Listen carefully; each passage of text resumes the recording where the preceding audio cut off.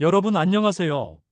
오늘은 두근두근 설레는 상상력 풀가동, 파도 소리 ASMR이 매일 들리는 둥둥 떠다니는 로망, 바로 바다 위에 집 짓고 살면 진짜 어떤 신기하고 놀라운 일들이 벌어질지 함께 속 시원하게 한번 이야기해 볼까요? 진지 모드 풀 장착.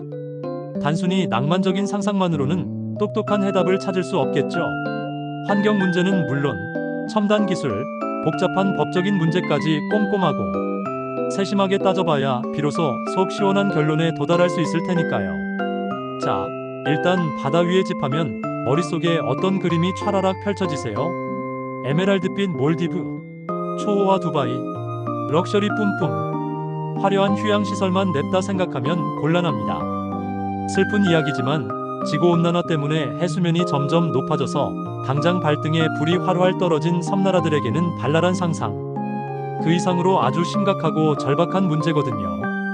솔직히 우리나라라고 해서 절대 안전지대라고 자신있게 장담할 수도 없는 노릇이고요. 해수면 상승 때문에 지금 당장 살 곳을 잃을 위기에 처한 사람들에게는 바다 위의 집이 그저 뜬구름 잡는 판타지가 아니라 생존을 위한 너무나도 절실하고 간절한 대안이 될 수 있다는 뼈아픈 사실. 그렇다면 바다 위에 집을 짓는 방법, 크게 딱 두 가지를 꼽을 수 있습니다. 첫 번째는 누구나 다 아는 거대한 인공섬을 척척 만드는 간척 사업. 웅장하긴 하지만 왠지 모르게 자연을 파괴하는 이미지가 머릿속에 강렬하게 떠오르죠. 그래서 요즘 환경을 생각하는 똑똑한 사람들이 눈여겨보는 방식은 바로바로 첨단 기술의 집약체, 부유식 구조물입니다. 거대한 쟁반 혹은 거대한 배처럼 생긴 구조물을 바다 위에 띄워서 그 위에 집이나 도시를 내고 블록처럼 차곡차곡 짓는 거죠. 마치 드넓은 바다 위에 떡하니 떠있는 거대한 우주정거장 같은 웅장한 느낌이랄까. 이 혁신적인 부유식 구조물의 장점이 정말이지 어마어마하게 많습니다. 일단 무엇보다도 해양 생태계 파괴를 눈곱만큼이라도 최소화할 수 있다는 점. 과거 간척 사업처럼 흙을 무자비하게 퍼붓고 소중한 바다를 얄밉게 메우는 그런 끔찍한 짓은 이제 안녕이니까요. 게다가 수심이 아주 깊은 곳에도 제약 없이 건설이 척척 가능하고 복잡한 과정 없이 비교적 짧은 시간 안에 뚝딱 하고 멋지게 지을 수 있다는 점도 엄청난 매력이죠. 쓰나미처럼 무시무시하고 파괴적인 자연재해가 덮쳐와도 끄떡없도록 아주 튼튼하고 안전하게 설계할 수도 있다고 하니 정말 놀랍지 않나요? 오호.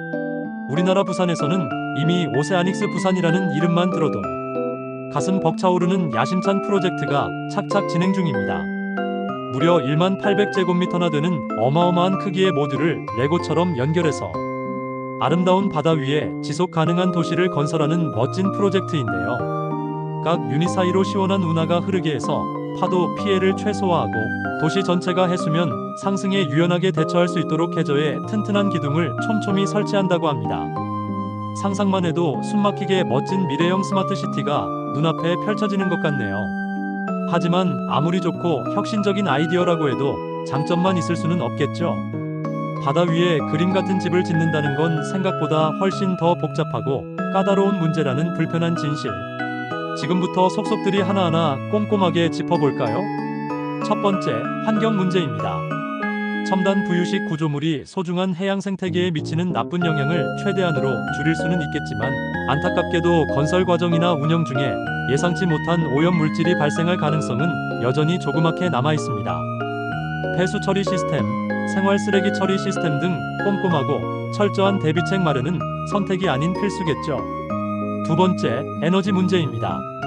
청정 바다 위에서 깨끗하게 생산된 전기를 육지로 안전하게 보내려면 해저에 튼튼한 초고압 송전선을 촘촘하게 깔아야 하는데 솔직히 이거 쉬운 일이 절대 아닙니다.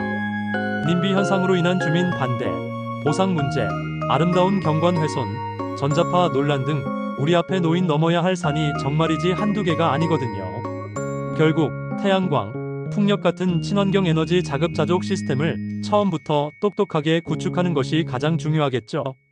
세 번째, 법적인 문제입니다. 드넓은 바다 위에 떠있는 도시는 과연 누구의 땅일까요? 복잡한 해양법에 따르면 바다는 나라마다 신성한 관할 구역이 엄격하게 다르고 국제연합 UN 해양법 협약에서 꼼꼼하게 정한 해양구역에 따라 법적 지위와 효력이 복잡하게 달라진다고 합니다. 골치 아프죠? 미래의 해상도시 건설에 필요한 복잡한 행정 절차를 미리 체계화하고 똑똑한 민간 투자를 적극적으로 활성화하기 위한 획기적인 법과 제도를 시급하게 정비하는 것도 우리 모두의 시급한 과제입니다. 네 번째, 경제적인 문제입니다. 황량한 바다 위에 꿈 같은 집을 짓는 데는 상상 그 이상으로 어마어마한 천문학적인 돈이 펑펑 들어갑니다. 초기 건설 비용은 물론이고 완공 후에도 꾸준히 유지하고 보수하는 비용도 만만치 않게 필요하겠죠. 아무리 친환경적이고 혁신적인 아이디어라도 경제적인 타당성을 확실하게 확보하지 못하면 그저 허황된 그림의 떡이 될 수밖에 없습니다. 치밀하고 꼼꼼한 사업 계획과 성공적인 투자 유치가 성공의 필수 조건입니다. 그렇다면 우리 모두의 꿈인 바다 위에 멋진 집 짓는 꿈을 마침내 현실로 짠! 하고 만들기 위해서 우리는 지금부터 무엇을 해야 할까요? 가장 중요한 건 두말할 필요도 없이 역시 환경 보호입니다. 소중한 해양 생태계를 한 톨이라도 최대한 보존하면서 미래에도 지속 가능한 방식으로 아름다운 해상 도시를 건설해야 합니다. 친환경 에너지 생산 기술, 혁신적인 폐수 처리 기술, 놀라운 쓰레기 재활용 기술 등 최첨단 기술을 적극적으로 활용해야겠죠. 두 번째는 철저한 안전 확보입니다. 무시무시한 태풍, 거대한 해일 예측, 불어의 지진 등 각종 자연재해에 튼튼하게 대비한 구조물을 스마트하게 설계하고 만약 화재나 안전사고가 발생했을 시 신속 정확하게 대처할 수 있는 빈틈없는 시스템을 미리 구축해야 합니다. 안전이라는 단어는 아무리 100번, 1000번 강조해도 지나치지 않겠죠. 세 번째는 현실적인 법적 제도 마련입니다. 미래의 해상도시 건설에 필요한 명확한 법적 근거를 마련하고 복잡한 행정 절차를 최대한 간소화해야 합니다. 또한 국제적인 협력도 빼놓을 수 없겠죠. 해양법, 환경법 등 관련 법규를 꼼꼼히 정비하고 해상도시 건설에 대한 최신 기술을 공유하는 국제적인 네트워크를 탄탄하게 구축해야 합니다. 마지막으로 절대로 잊지 말아야 할 것은 바로 사람입니다. 해상 도시는 결국 사람이 행복하게 살아가는 소중한 삶의 터전입니다. 따라서 환경적 지속 가능성뿐만 아니라 사회적 형평성, 지역 주민 참여, 아름다운 문화 다양성 등을 포괄적으로 고려한 인간 중심의 도시 개발이 반드시 이루어져야 합니다. 우리 모두가 함께 살기 좋고 웃음꽃이 활짝 피어나는 행복한 해상 도시, 우리 모두의 힘을 합쳐서 함께 만들어 가야겠죠. 자, 오늘 제가 준비한 이야기는 아쉽지만 여기까지입니다.